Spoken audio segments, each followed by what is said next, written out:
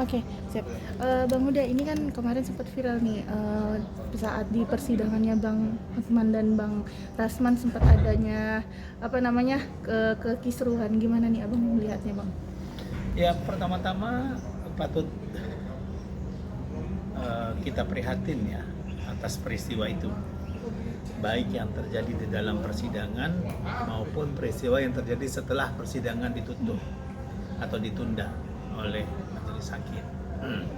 Yang pertama adalah terkait dengan respon dari terdakwa atau penasihat hukumnya atas keputusan majelis hakim melaksanakan sesi pemeriksaan saksi secara tertutup.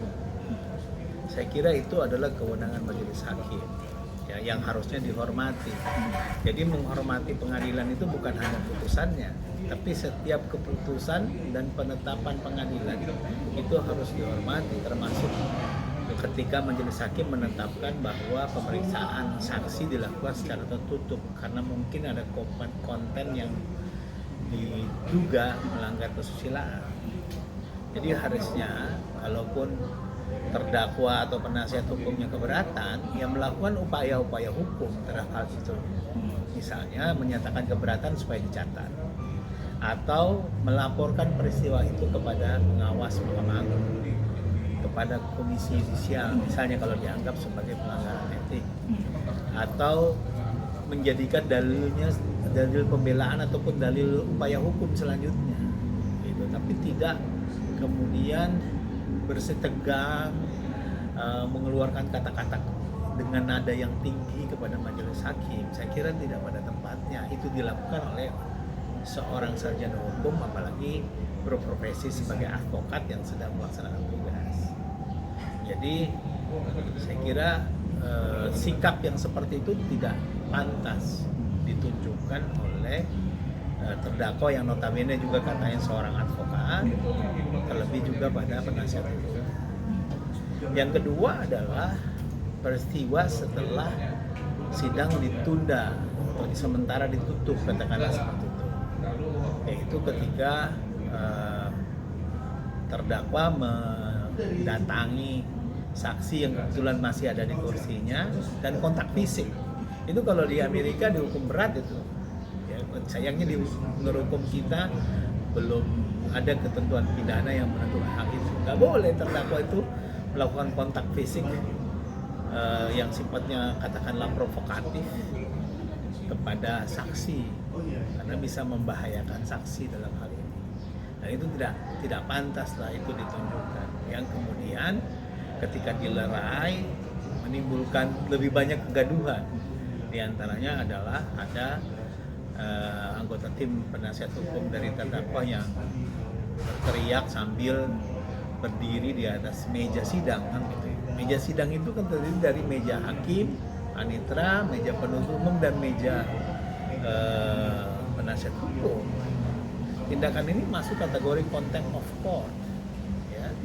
Satu tindakan yang bisa dikatakan menghina pengadilan, sekalipun sidang sudah ditunda atau ditutup.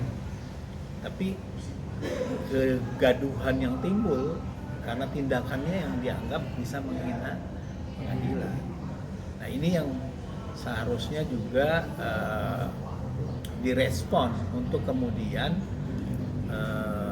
bukan mencari dalil-dalil pembenaran, tetapi harusnya adalah untuk menunjukkan sikap bahwa tindakan itu tidak dapat dibenarkan, alasan apapun juga. Saya kira itu. Oke, Bang, ini kan banyak juga rekan sesama advokat yang cukup mengecam dengan tindakan dari timnya Bang Hotman, Bang Rasman. Gimana nih Abang? Ya saya kira itu menunjukkan bahwa profesi advokat adalah profesi yang sangat terhormat. Sering disebut officium nobile kan gitu ya, profesi yang sangat terhormat. Mereka itu bekerja atas dasar kehormatan. Jadi tindakan yang dilakukan oleh yang bersangkutan sama sekali tidak mencerminkan kehormatan sebagai seorang advokat yang sedang bertugas, ya, yaitu yang sedang menjalankan tugas sebagai penasihat hukum dari terdakwa kan gitu. Jadi ya saya kira para penasihat hukum dalam rangka untuk melindungi profesinya juga harus mengambil tindakan.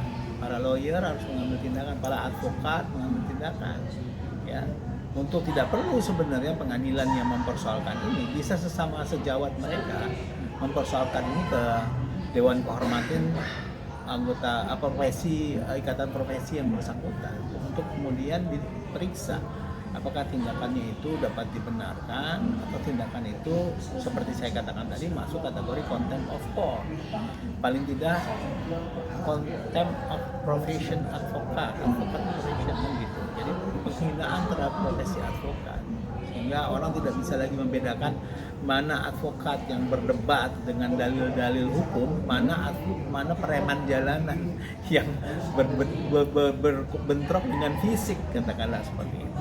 Nah, ini yang menurut saya patut didorong agar para advokat juga bereaksi atas hal ini, tidak hanya sekedar menunggu misalnya dari pihak pengadilan memberikan reaksi terhadap hal tersebut. Oke, Bang, kemarin juga ada tindakan spontan dari Bang Rasman menghampiri Bang Hotman. Terlihat juga Bang Hotman cukup santai menghadapi persidangan kemarin. Abang sendiri melihatnya gimana nih, Bang? Ya, karena Hotman Paris nampaknya paham betul posisi dia di situ sebagai saksi.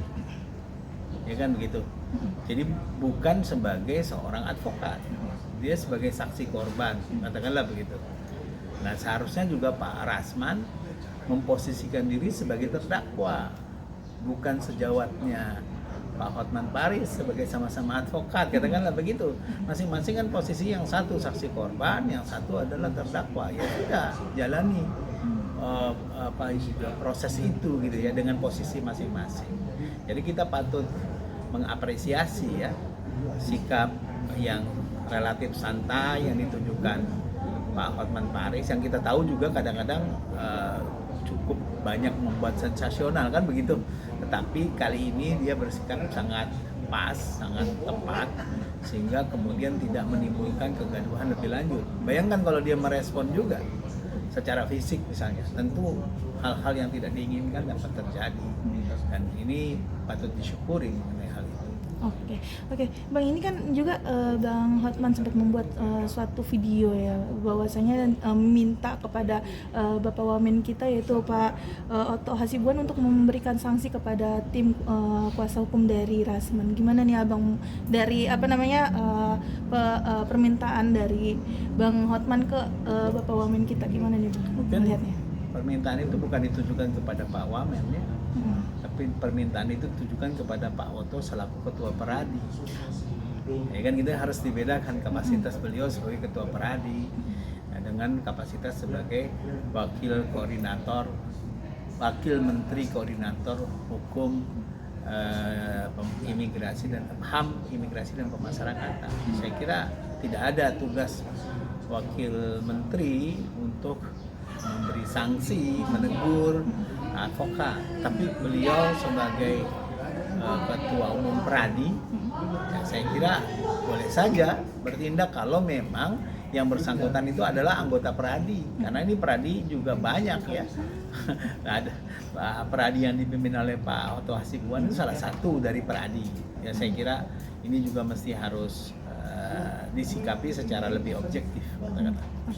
Oke, Bang, bisa dibilang dari tim kuasa hukumnya Bang Rasman bisa dikenakan sanksi berat nggak sih Bang? Apalagi kan sempat ada insiden naik ke atas meja gitu. Apakah dari pihak mereka bisa mendapatkan sanksi berat dari Mahkamah Agung Bang nantinya Bang? Ya bisa saja kalau Mahkamah Agung itu menganggap perlu direspons. Tapi sebenarnya seperti saya katakan tadi, respon itu sebenarnya tidak harus tunggu dari pengadilan, dari Mahkamah Agung. Respon itu bisa diberikan oleh sesama advokat dan gitu loh. Karena yang dinodai juga sebenarnya profesi advokat. Advokat kok seperti tidak bisa dibedakan dengan preman pasar, misalnya begitu ya.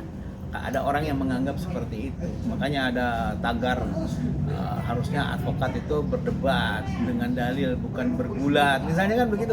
Ini kan menunjukkan bahwa yang sebenarnya paling terhina dari kejadian ini adalah profesi advokat. Nah, oleh karena itu respon itu bisa diberikan oleh profesi advokat dengan memeriksa apakah itu merupakan bentuk pelanggaran etik atau bukan. Pertama itu. Yang kedua juga sebenarnya di dalam hukum pidana kita ada pasal 217 contempt of court terkait dengan perbuatan yang menimbulkan kegaduhan di ruang sidang. Ini kan kejadian di ruang sidang. Ya, jadi kita melihatnya sebagai sebuah bentuk contempt of court karena kegaduhan itu dibuat di dalam ruang sidang. Sekalipun bukan dalam sidang yang sedang berlangsung, tetapi di ruang sidang dengan perangkat persidangan, kan gitu. Dan ini tentunya delik ini kan hanya bisa diproses kalau ada yang melaporkan, kan gitu. Nah, tentu yang paling berkepentingan melaporkan adalah penuntut umum atau pihak pengadilan. Saya kira ini. Berarti bisa dijatuhi pidana ya Bang apabila nantinya dari pihak pengadilan atau dari penuntut umum melaporkan hal tersebut Bang? Bisa kalau ditindak lebih lanjut ya, terutama oleh anggota tim penasihat hukum Pak Rasman yang berdiri di atas meja itu, kan terutama itu ya. Kalau yang lain saya lihat cuma teriak-teriak saja gitu ya, dan teriak-teriak juga di depan kamera. Jadi teriak-teriaknya di hadapan kamera supaya disorot, supaya direkam oleh kamera. Jadi saya kira bukan dalam kerangka teriak berhadapan dengan penuntut umum. Biasanya advokat teriak juga, berdebat keras dengan meneriakkan sesuatu juga biasa.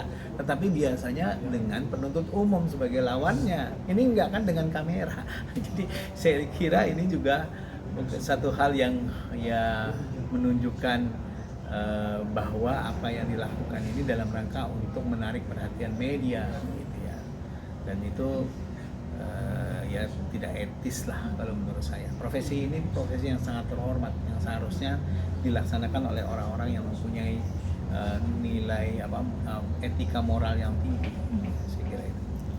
Bahkan kemarin juga Bang Rasman sempat mengatakan bahwa ingin bertemu dengan ketua pengadilan, ingin mengganti tim dari majelis hakim. Gimana nih Abang mungkin melihatnya?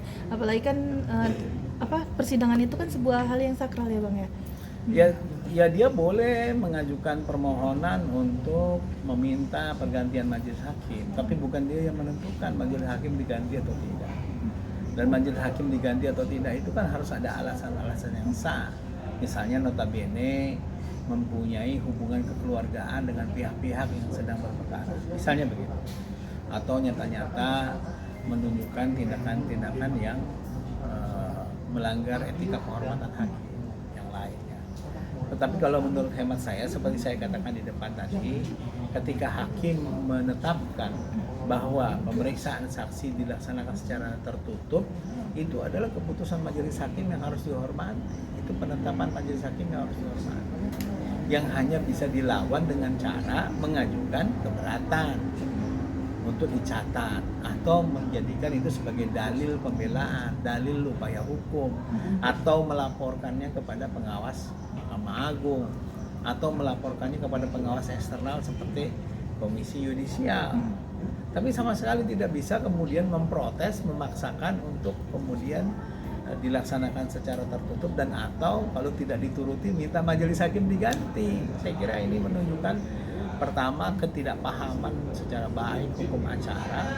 Yang kedua juga tidak menunjukkan bahwa paham etika di dalam menjalankan profesi advokat dan itu.